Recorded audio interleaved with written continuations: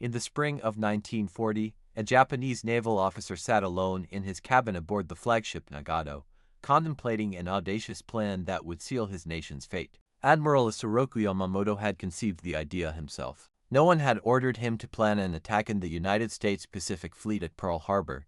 The idea came from his own strategic mind, born of his understanding that if war with America came, Japan's only chance lay in a devastating first strike. The man who would design the most shocking surprise attack in modern naval history was also the man who understood better than anyone in Japan why it would ultimately fail. Yamamoto had spent years in America. He had studied at Harvard University from 1919 to 1921, officially enrolled as a special student of English, but dedicating much of his time to understanding the petroleum industry that fueled American power. During summer vacations, he hitchhiked across the country, visiting oil fields in Texas to see American industrial might firsthand. He was a keen observer of American culture. His classmates at Harvard remembered him as a hard worker, but not a grind, exceptionally curious and imaginative. When they introduced him to poker, he became obsessive about the game, staying up entire nights to master it. He studied the mathematics of probability, the psychology of bluffing, the art of reading opponents. Those poker games taught him something about Americans that his fellow Japanese officers never learned. Americans were not reckless. They were calculating. They played the long game. They accepted short-term losses to set up winning positions, and when they held winning hands, they pressed their advantage without mercy later.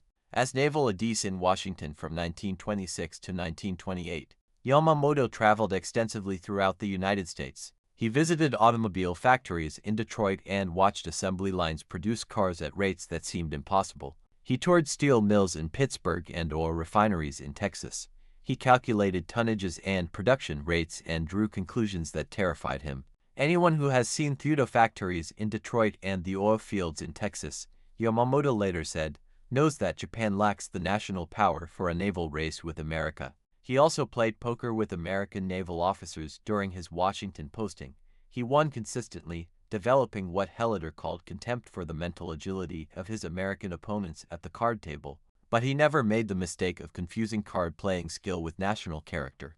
Yamamoto knew something his fellow Japanese military leaders refused to accept.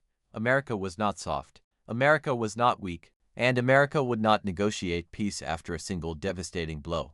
When asked by Prime Minister Fumimaro Kono about the prospects of war with the United States, Yamamoto gave an answer that would prove prophetic. He said that if ordered to fight, he could run wild for the first 6 months and win victory upon victory. But he had no expectation of success if the war continued beyond that 6 months. That was all Yamamoto believed Japan had. After that, he foresaw only defeat. The Battle of Midway, the engagement that shattered Japanese naval power and turned the tide of the Pacific War, occurred almost exactly 6 months after Pearl Harbor. Yamamoto had predicted his own failure with terrifying precision. Yet, Japan attacked anyway. This is the story of how an interior nation convinced itself that Americans were too soft, too divided, and too unwilling to sacrifice for victory. It is the story of how racial stereotypes, cultural arrogance, and wishful thinking led Japanese leaders to fundamentally misread the nation they were about to awaken. And it is the story of how that miscalculation cost Japan everything. The roots of Japan's fatal misjudgment stretch back decades before Pearl Harbor to a victory that convinced Japanese military planners they understood how to defeat a larger power. In 1904, Japan launched a surprise attack on the Russian Pacific Fleet at Port Arthur, beginning the Russo-Japanese War. The parallels to Pearl Harbor were striking. A sudden strike without a formal declaration of war, a devastating blow against an enemy fleet caught at anchor, the destruction of naval power before the enemy could mobilize. And it worked. Over the following year, Japan defeated Russia in battle after battle. On land, Japanese forces captured Port Arthur after a grueling siege that cost both sides dearly. At Macdon, in the longest land battle of modern history to that point, Japanese troops outflanked the Russian army and captured the city. The climax came at the Battle of Tsushima in May 1905 when Admiral Togo Hikairo annihilated the Russian Baltic Fleet. The Russian 2nd Pacific Squadron had sailed over 7 months and 18,000 nautical miles from the Baltic Sea to reach Asian waters. They arrived exhausted, poorly supplied, and already demoralized by news that Port Arthur had fallen. Togo positioned his fleet to cross the T of the Russian formation, a classic naval maneuver that allowed all Japanese guns to bear, while only the leading Russian ships could respond. The result was annihilation. Russia lost all 11 of its battleships, 7 sunk and 4 captured, along with numerous smaller vessels and over 5,000 men killed or captured. Japan lost 3 torpedo boats and 117 sailors. The Russian Admiral Zinoviev was captured by the Japanese. The victorious Admiral Togo visited him in hospital wearing civilian clothes and offered words of comfort. Defeat, Togo said, was a common fate of soldiers. There was nothing to be ashamed of. The important thing was whether they had performed their duty. This moment of chivalry obscured a harder truth. Japan had won not because of superior courage or spiritual strength, but because of superior positioning, better intelligence, and an enemy weakened by a 7-month voyage. It was the most decisive naval victory since Trafalgar. More importantly, it was the first time in modern history that a non-Western nation had defeated a major European power in war. The Treaty of Portsmouth, mediated by President Theodore Roosevelt, ended the conflict.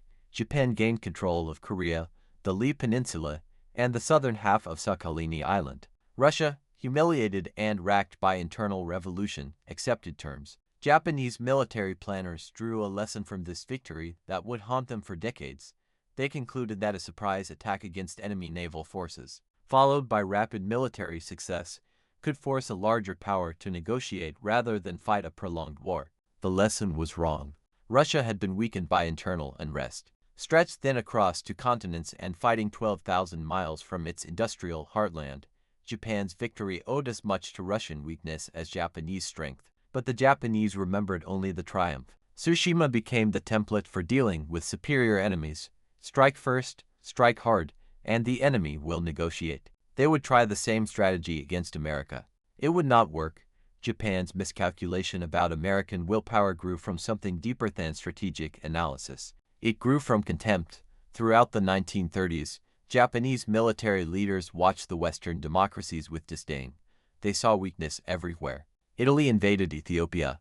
Germany remilitarized the Rhineland and absorbed Austria. Japan itself invaded Manchuria in 1931 and launched a full-scale war against China in 1937. The Western powers protested, condemned, imposed ineffective sanctions, but they did not fight. Japanese leaders concluded that democracies lacked the stomach for war. They believed that nations which valued individual rights and personal comfort could not match the sacrificial spirit of Japan, where duty to the emperor transcended all personal concerns.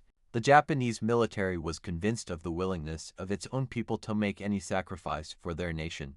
They were equally contemptuous of what they saw as the softness of American and European democracies, where loyalty and patriotism were tempered by concern for individual rights and well-being. This contempt was reinforced by racial thinking that pervaded Japanese military culture. Many Japanese officers believed that Americans were fundamentally inferior warriors, too attached to luxury and comfort to endure the hardships of prolonged conflict. They pointed to America's isolationist policies, its divided public opinion about involvement in foreign wars, and its apparent reluctance to fight as evidence of national weakness. One Japanese military assessment from 1941 concluded that the American people loved luxury, that their culture was shallow and meaningless, and that they lacked the spiritual strength for sustained warfare. It was a catastrophic misreading of American character.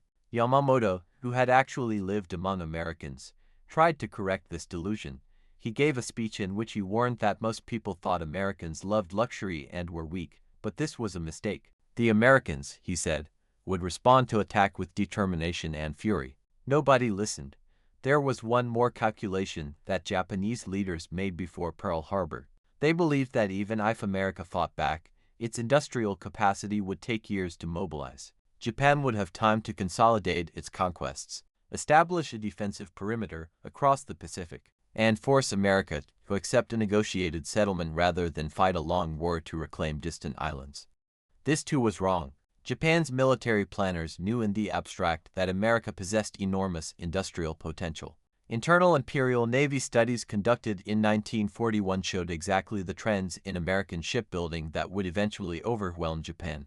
They understood the numbers, but they convinced themselves that democracy made this potential irrelevant. They believed that American workers would not accept the sacrifices of wartime production, that labor disputes would paralyze factories, that a divided Congress would obstruct mobilization, and that the American public would demand peace rather than endure years of rationing and casualties. They were gambling that Americans would choose comfort over victory. In 1939, American aircraft production for the military was less than 3,000 planes annually. Adolf Hitler was told by his advisors that President Roosevelt's calls for 50,000 aircraft per year were propaganda impossible to achieve.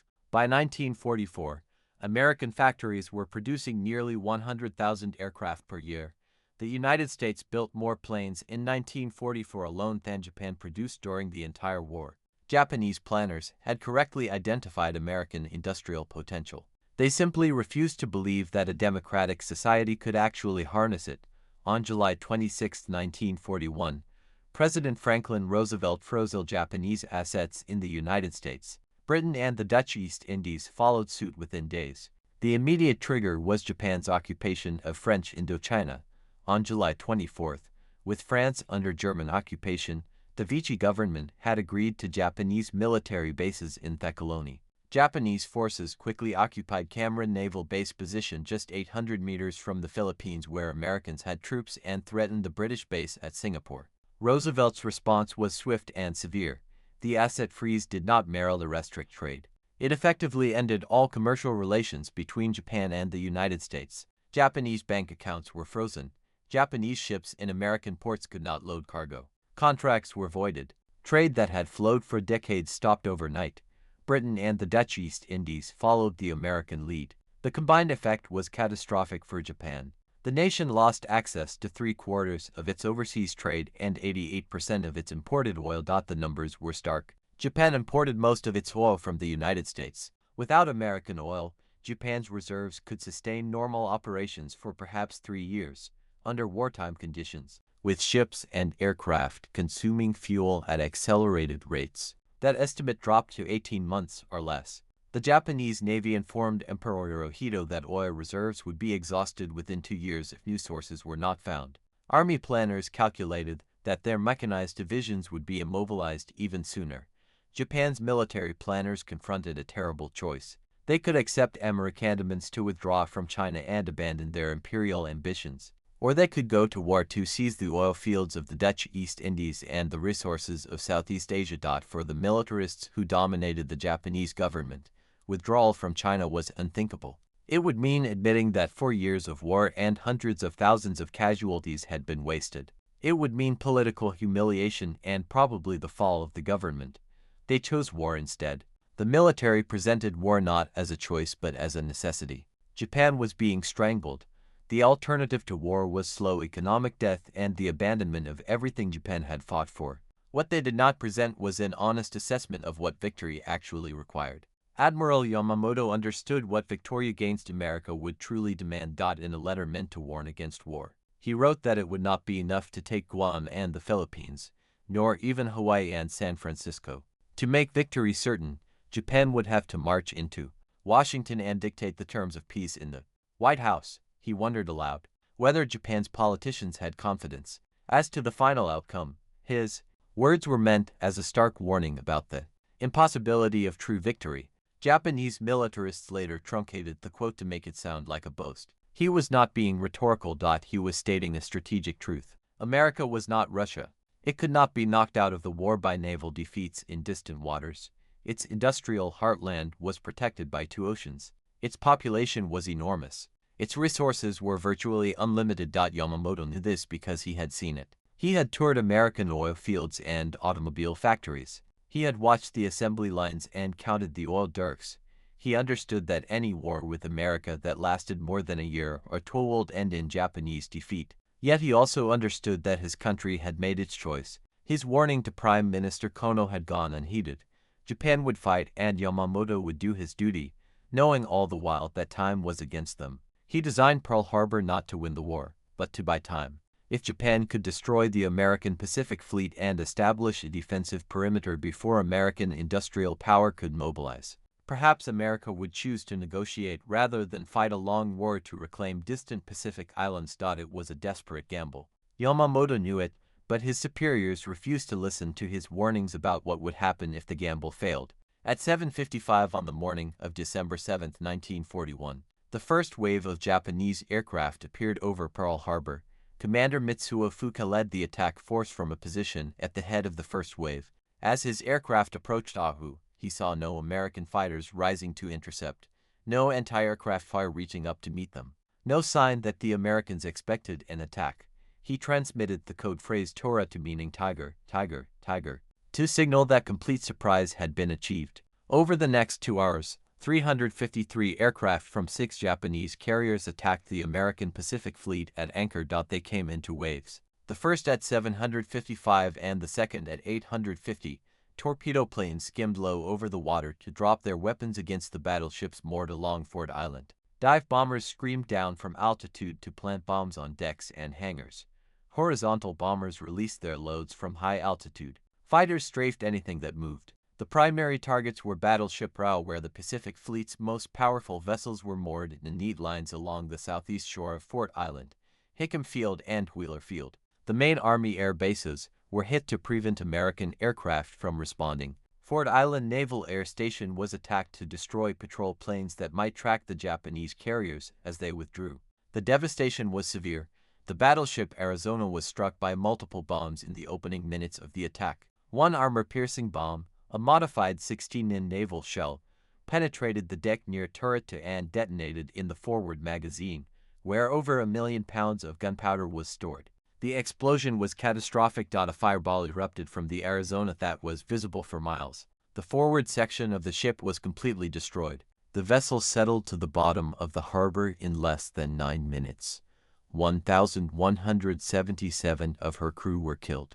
Nearly half of all American deaths that day.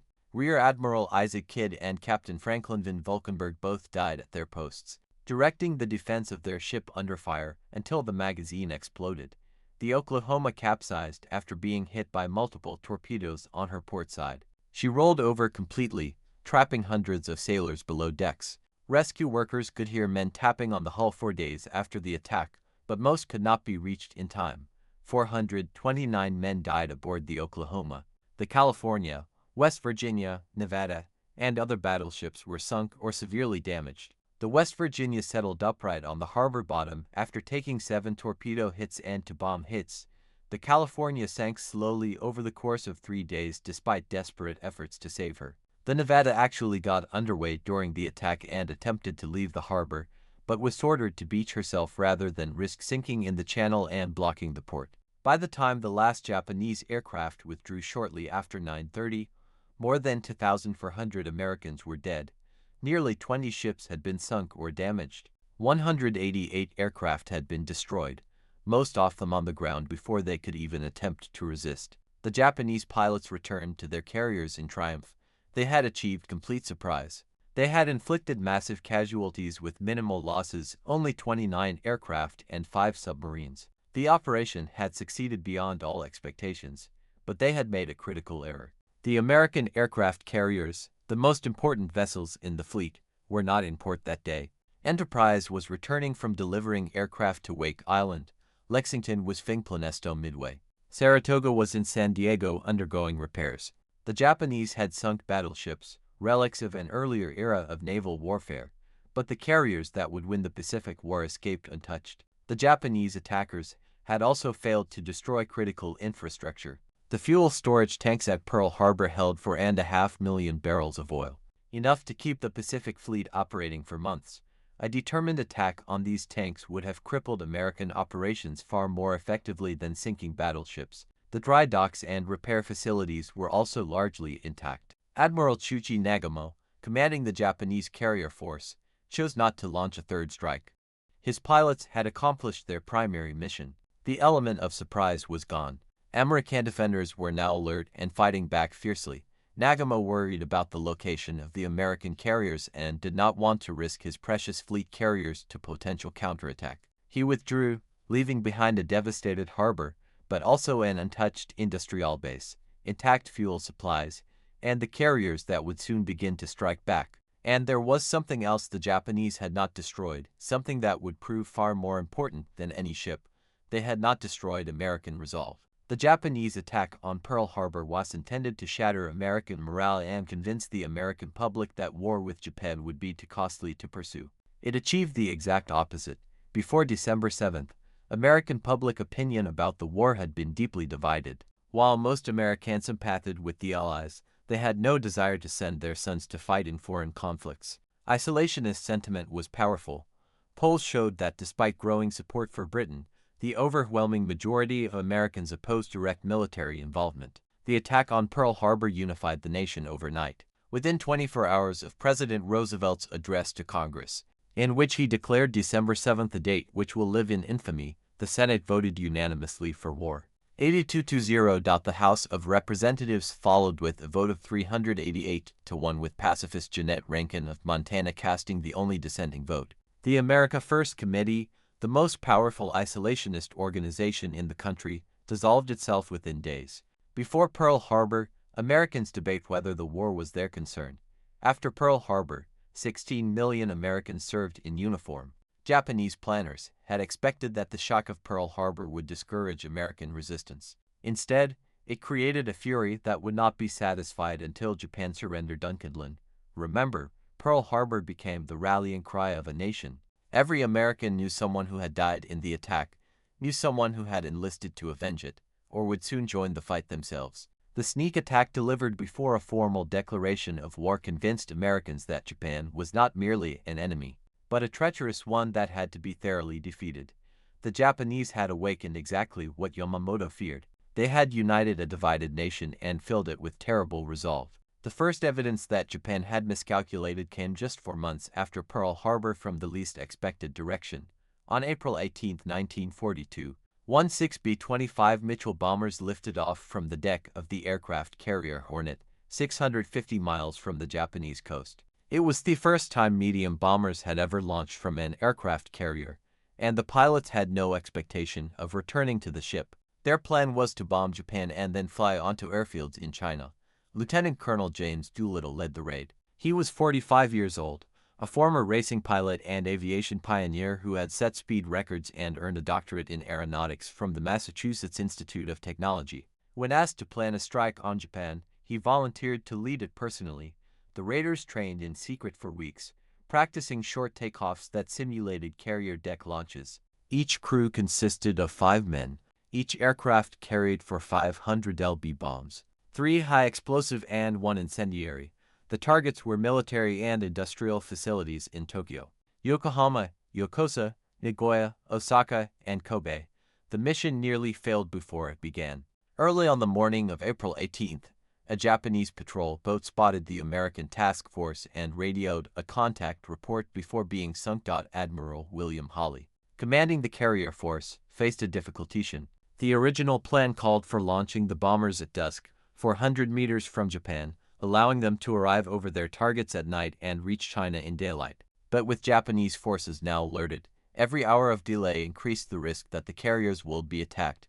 Hawley ordered Doolittle to launch immediately, 200 meters farther from Japan than planned and in broad daylight. Doolittle's B-25 was first off the deck at 8:20 in the morning. The other 15 aircraft followed over the next hour, each crew knowing that the early launch meant they would not have enough fuel to reach their planned landing sites in China. They would have to ditch in the ocean, bail out over Japanese-occupied territory, or hope to reach Chinese lines before their tanks ran dry. All 16 aircraft reached Japan and struck their targets. Doolittle himself bombed an aircraft factory in Tokyo.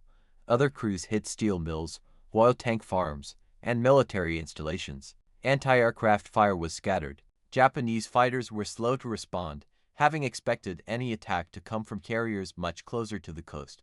The physical damage was minimal. Preliminary Japanese reports stated 12 killed and more than 100 wounded. A handful of buildings were destroyed.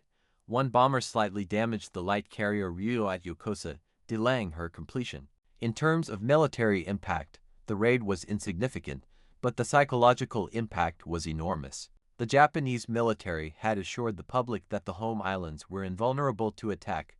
The emperor's person was sacred, and his capital was supposed to be protected by an impenetrable ring of defenses. Now, American bombers had appeared over Tokyo itself, dropping bombs on the imperial capital in broad daylight. The emperor's own palace had been exposed to danger. The armed forces had lost face in the most humiliating way possible. Schools and civilian buildings had been hit. proving that Japan was not safe from American vengeance. For the Japanese public, the raid shattered the illusion of invincibility. For the Japanese military, it demanded a response. The operation that would become the Battle of Midway was accelerated partly to prevent future raids by extending Japan's defensive perimeter. The humiliation of the Diddle raid drove Japanese strategic planning for months afterward.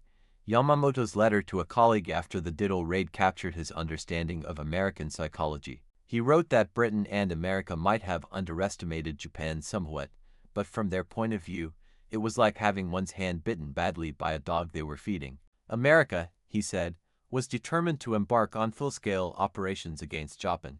He also noted that the mindless rejoicing at home in Japan over Pearl Harbor was deplorable. It made him fear that the first blow at Tokyo would make the Japanese public wilt on the spot. Yamamoto understood what his fellow leaders did not. There it was not about the bombs. It was about American willpower. The Americans were coming and they would not stop until they reached Tokyo itself. Of the 80 crew members who flew the raid, 3 were killed in crash landings or while parachuting. 8 were captured by the Japanese. 3 of those prisoners were executed by firing squad. 1 died of disease and mistreatment in prison. The remaining 4 survived over 3 years of solitary confinement and were liberated at the end of the war. The rest of the raiders reached China, either crash landing or bailing out when their fuel ran dry. Chinese civilians and soldiers helped many of them escape to safety, often at terrible cost. The Japanese army launched a retaliatory campaign across the Chinese provinces where the Americans had landed, killing an estimated 250,000 Chinese civilians in reprisal. Doolittle himself, convinced that the mission had failed because none of his aircraft could be recovered, expected to be court-martialed. Instead, he was promoted to brigadier general and awarded the Medal of Honor. The raid that had caused so little physical damage had achieved something far more valuable. It had proven that Japan was vulnerable and that America was willing to take enormous risks to strike back. Almost exactly 6 months after Pearl Harbor, the Japanese fleet steamed toward Midway, the largest naval force Japan had ever assembled. Admiral Yamamoto's plan was complex and ambitious. He would send a diversionary force to attack the Aleutian Islands, drawing American attention northward. Meanwhile, the main striking force would approach Midway from the northwest. After carrier aircraft neutralized the island's defenses, an invasion force would land and capture the atoll. The real objective was not Midway itself, but the American carriers. Yamamoto believed that when America learned of the threat to Midway, positioned strategically between Hawaii and Japan, the remaining carriers would sort to defend it. The powerful Japanese fleet would be waiting to destroy them. Yamamoto brought 4 fleet carriers, Akagi, Kaga, Soryu, and Hugh.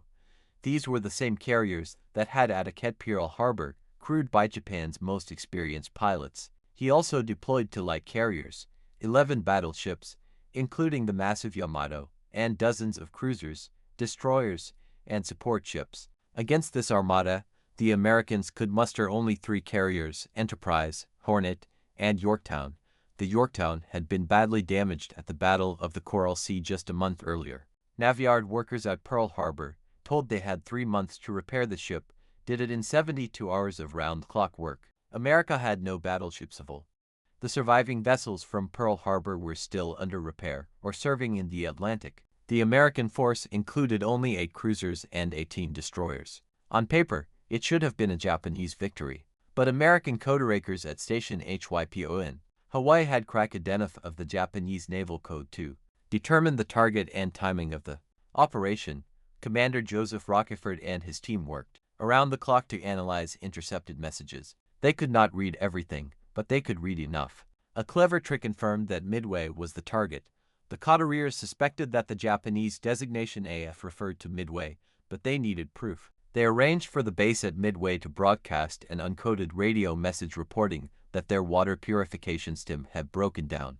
Within 48 hours, American coderakers intercepted a Japanese message reporting that AF was short of water. Admiral Chester Nimitz knew that Midway was the objective, knew approximately when the attack would come, and positioned his carriers to ambush the ambushers at a location optimistically centimeter Point Luck.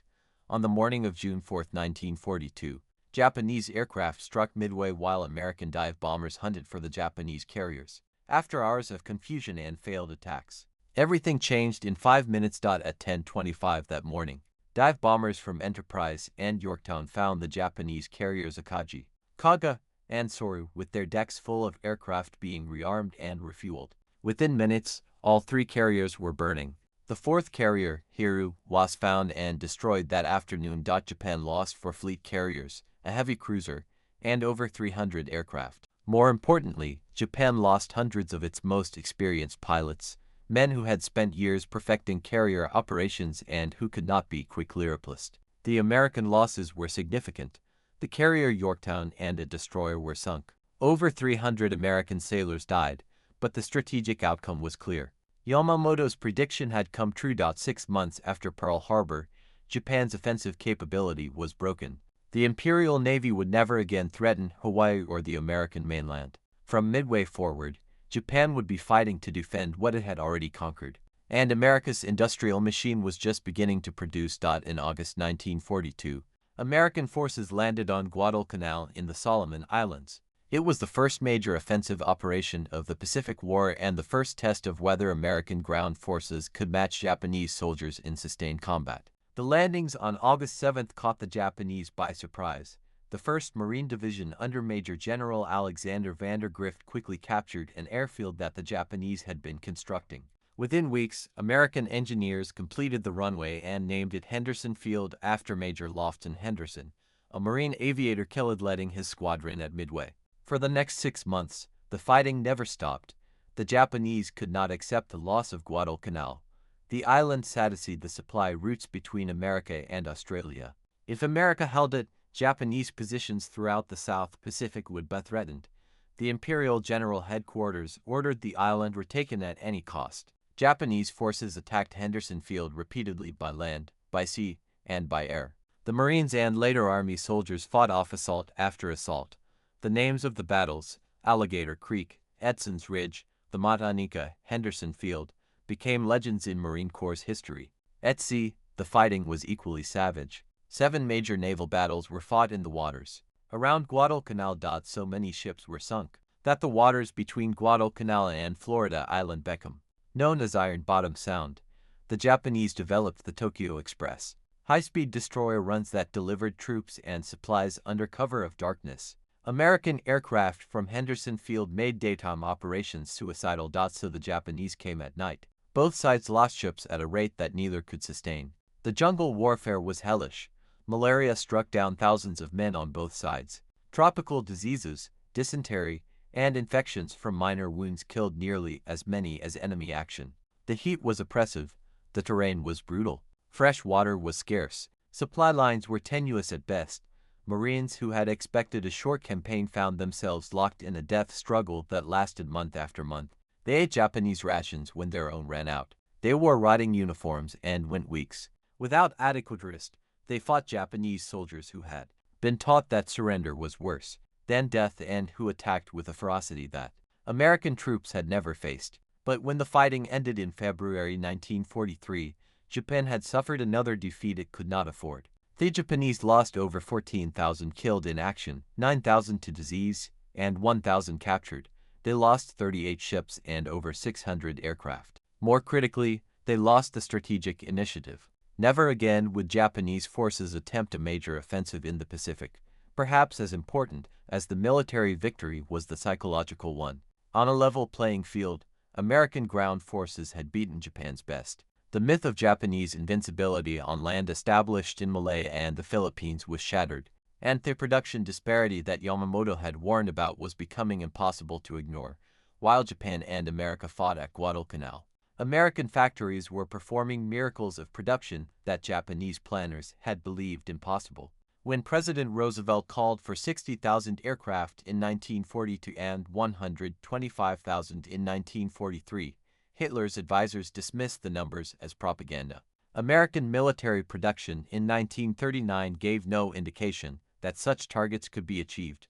The entire American military had fewer than 3,000 aircraft. The idea of producing 50,000 planes annually seemed like fantasy. But American industry transformed itself with a speed and scale that stunned the world. Before the war, American automobile manufacturers competed against each other to produce cars and trucks for civilian consumers. After Pearl Harbor, they converted to war production almost overnight. The Ford Motor Company, which had built automobiles at a rate of one every 69 seconds, transformed its operations entirely. The Willow Run plant in Michigan, designed by architect Albert Kahn and built at incredible speed, eventually produced B-24 Liberator bombers on assembly line principles that had never been applied to aircraft manufacturing. By the end of the war, Willow Run was producing bombers faster than any factory in the world, turning out one complete aircraft every 63 minutes. Shipyards expanded at similar rates. Gulf Shipbuilding in Alabama went from 240 employees at the start of 1940 to 11,600 by 1943.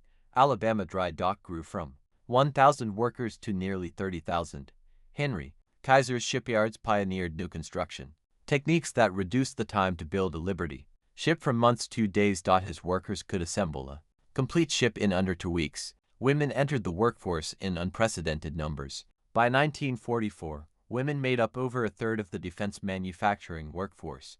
They operated lathes and welding torches, assembled aircraft and ammunition, drove trucks, and operated cranes. The image of Rosie the Riveter became a symbol of American determination. The results were staggering. By 1943, American shipyards were launching more tonnage in a single year than Japan had produced in the entire war to that point. By autumn 1943, all Allied shipping sunk since 1939 had been replaced and exceeded. The German U-boat campaign that had threatened to strangle Britain was overwhelmed by sheer production volume. American factories produced almost 2/3 of all Allied military equipment, including 297,000 aircraft, 193,000 artillery pieces, 86,000 tanks, and 2 million army trucks. By 1944, more than half of all industrial production in the world was taking place in the United States. In 1943, the United States manufactured nearly 30,000 tanks, more in a single year than Germany produced from 1939 to 1945. American factories built 100 million tons of war equipment over the course of the conflict. The disparity in carrier construction told the story most clearly. In the 3 years following Midway, Japan built 6 aircraft carriers. America built 17. But even this understates the advantage. American carriers were larger, carried more aircraft, and were supported by vast fleets of supply ships, tankers, and repair vessels that allowed them to operate thousands of miles from home ports for months at a time.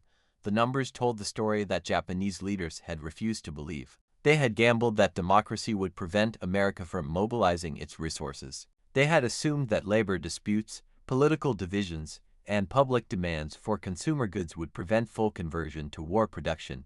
They were catastrophically wrong.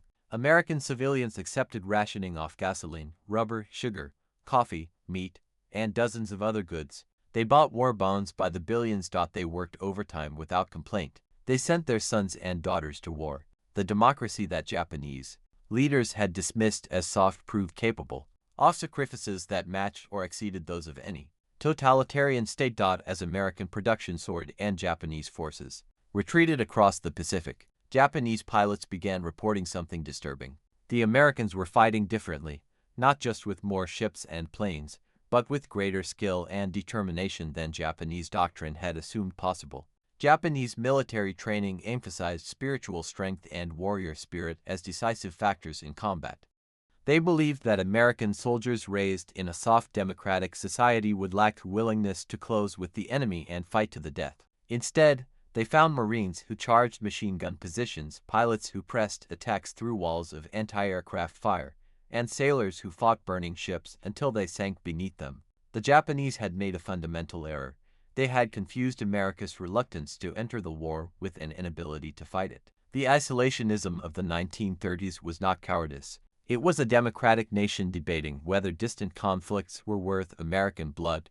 Once that debate was settled by Pearl Harbor, America fought with exactly the fury that Yamamoto had predicted. The democracy that seemed divided and soft before December 7th became unified and ferocious after it. Japanese commanders discovered that American forces would not negotiate telecal surrenders, would not accept compromise peace terms, and would not stop until they had achieved total victory.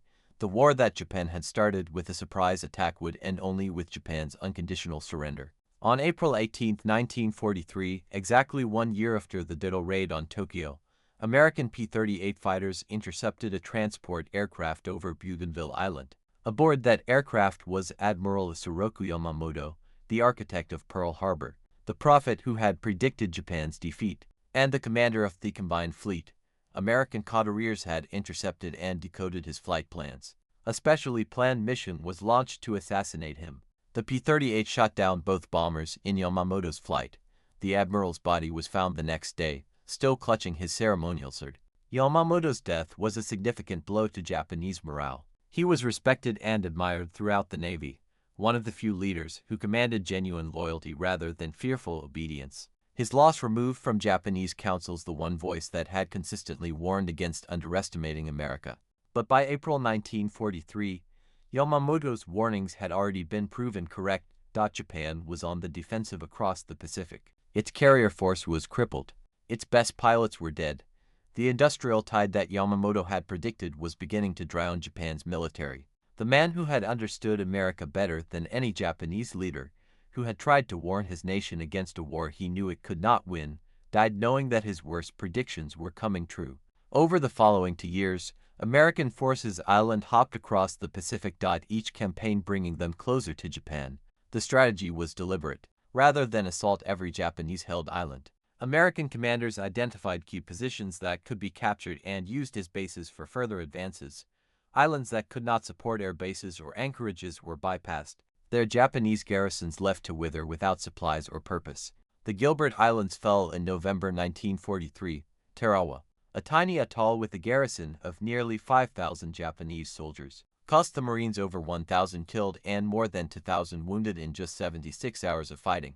The Japanese garrison was virtually annihilated. Only 17 Japanese soldiers survived as prisoners. The intensity of Japanese resistance shocked American planners and the American public. The Marshall Islands followed in early 1944. Guadalcanal and a new attack provided anchorages and airfields that brought American forces within striking distance of the Mariana Islands. The Marianas Campaign in the summer of 1944 was the decisive strategic blow. Saipan, Tinian, and Guam put American B-29 bombers within range of the Japanese home islands. For the first time since the Ditto raid, Japan faced the prospect of sustained aerial bombardment. The battle for Saipan lasted 3 weeks. Over 3,000 Americans were killed and more than 10,000 wounded. The Japanese lost nearly 30,000 soldiers, most of whom died rather than surrender. Hundreds of Japanese civilians, convinced by propaganda that Americans would torture and murder them, committed suicide by jumping off cliffs at the northern end of the island. At Uima in February 1945, Marines fought for 36 days to capture an island of 8 square miles. The Japanese had fortified the volcanic rock with tunnels, bunkers, and interconnected defensive positions that made every yard of advance a battle. Nearly 7,000 Americans died on Uima. Another 19,000 were wounded. The Japanese garrison of approximately 21,000 soldiers was virtually annihilated. Only about 200 were captured as prisoners of war. The rest died defending an island that had no strategic value except its airfields. At Okinawa, the fighting lasted almost 3 months and cost over 12,000 American lives. The Japanese deployed kamikaze aircraft in mass attacks for the first time, sinking or damaging dozens of American ships. The civilian population of Okinawa suffered terribly, caught between American bombardment and Japanese soldiers who sometimes used them as shields or forced them to commit suicide. These casualties were precisely what Japanese strategy had counted on. The militarists had believed that if they made victory expensive enough, Americans would demand peace rather than continue the slaughter. Instead, each bloody victory only strengthened American resolve to finish the job. The sacrifices at Aoima and Okinawa were justified by the promise that they were bringing final victory closer. Pulsehout, that American public support for the war remained overwhelming even as casualty lists grew longer. By the summer of 1945, American B-29 bombers were reducing Japanese cities to ashes. The firebombing of Tokyo in March killed approximately 100,000 people in a single night. The home islands that Japanese leaders had promised were invulnerable were burning. And still Japan fought on even as its cities burned and its people starved because the militarists who had started the war could not accept that they had lost it. The atomic bombs that destroyed Hiroshima and Nagasaki in August 1945 finally brought Japan's surrender, but the outcome, had been determined years earlier. In the fundamental miscalculation that led Japan to attack Pearl Harbor, Japanese leaders had believed that Americans were soft, that democracy made nations weak, and that industrial potential meant nothing without the spiritual will to use it. They had believed that a surprise attack would break American morale rather than unite it. They were wrong about everything. 16 million Americans served in uniform during World War II.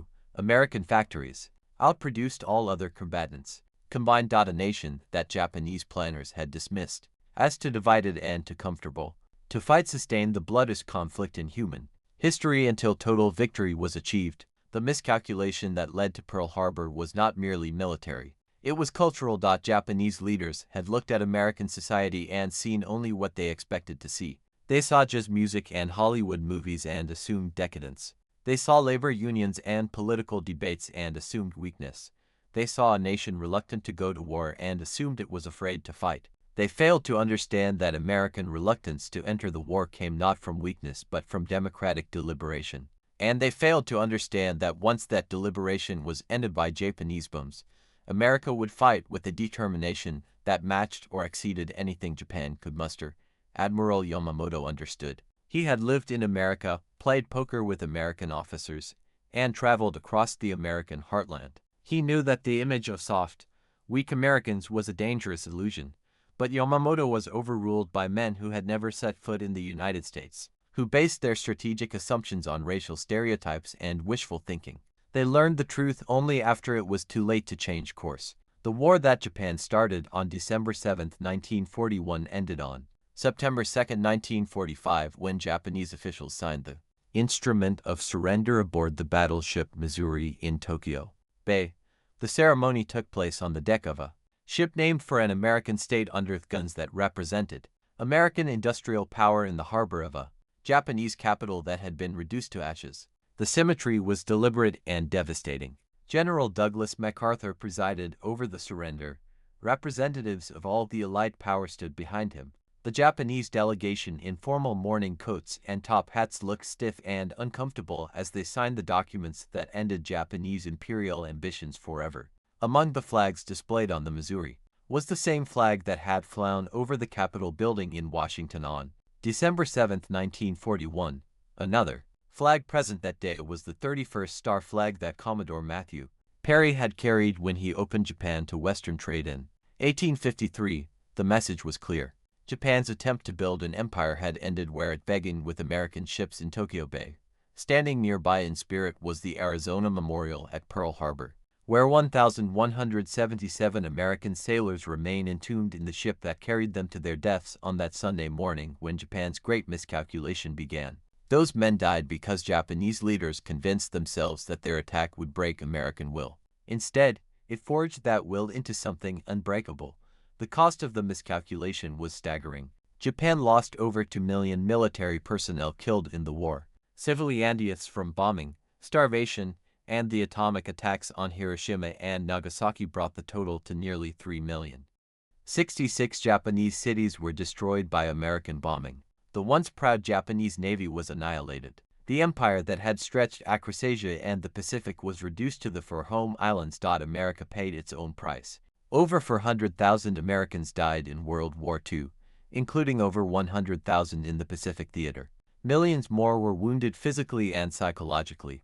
The war cost the United States over $300 billion, a sum that would exceed $4 trillion in modern currency. But America emerged from the war as the most powerful nation on Earth, with an industrial capacity that dwarfed all competitors and a military that could project force anywhere on the globe.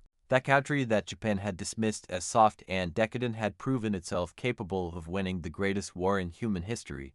The story of Japan's misjudgment is not simply a story about one war. It is a warning about the dangers of underestimating adversaries, of believing that other peoples are fundamentally different or inferior, of assuming that what looks like weakness is actually weakness. Admiral Yamamoto saw past these illusions because he had taken the time to know America not as a target to be attacked, but as a nation of human beings with their own strengths and values. His warnings went unheeded because they contradicted what Japanese leaders wanted to believe. The consequences of that self-deception were measured in millions of lives, Japanese and American alike. If you found this story as compelling as Wedded, please take a moment to like this video. It helps us share more untold stories from the Second World War. Subscribe to stay connected with these histories that shaped our world. Each story matters. Each one deserves to be remembered. Leave a comment below telling us where you are watching from. Our community spans continents and generations. Veterans and history enthusiasts, students and scholars. You are part of something important here. Thank you for watching. Thank you for remembering. And thank you for helping keep these lessons